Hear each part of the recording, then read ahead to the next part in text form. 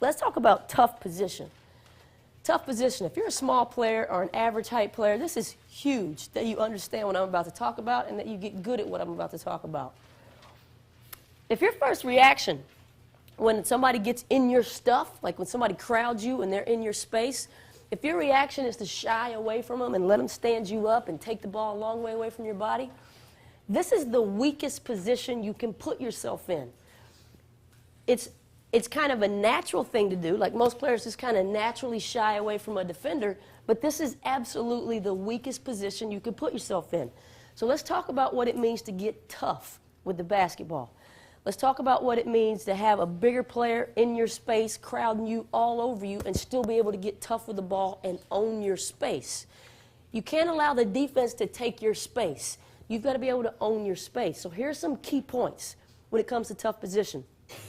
The first key point is actually a phrase. It's a phrase you should always remember when you're in a situation like that. The phrase is chin it. Chin it.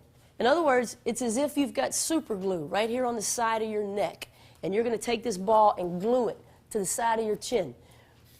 If the ball is right here under your chin, a defensive player can't slap down because it's not going anywhere. They can't slap up because it's not going anywhere. This is the safest place you can put it. And post players get taught that phrase all the time. Like if you go to any typical basketball camp and go listen to the coaches teaching the post players, you'll hear them use that phrase a lot. They'll tell their post players, when you get a rebound, make sure you chin it. Or when you're on the low block, make sure you chin it before you make your move. But I haven't yet figured out why coaches don't teach this to guards more, because I think it's just as important, if not more so, for guards. So the first key point is you got to chin it. Second key point is you've got to put the ball in a vise and get your elbows out. You've got to put the ball in a vise, meaning it's like you're going to squeeze it with your hands, and you've got to have your elbows out. The reason you've got to have your elbows out is if you let them drop in here and get skinny, well, a good player is going to crowd your space. They're just going to tie you up or rip the ball right away from you. So you got to have it under your chin, and you got to have your elbows out. And then thirdly, and just as importantly as the first two, you've got to pivot as a unit violently.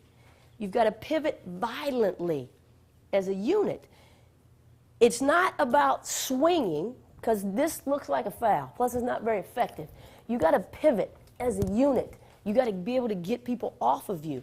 And when I use that word violently, when I say you've got to pivot violently, I'm not suggesting that you hurt anybody, because this is another good reason to keep the ball at your chin, by the way. If you take this ball away from your chin and you lead with an elbow, what does that look like to a referee? That's an offensive foul. Every referee in the world is going to call that an offensive foul. But you can accomplish the same thing and almost never get called for a foul if you keep that thing at your chin and pivot violently.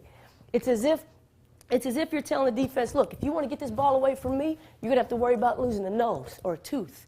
So keep that ball at your chin, pivot as a unit.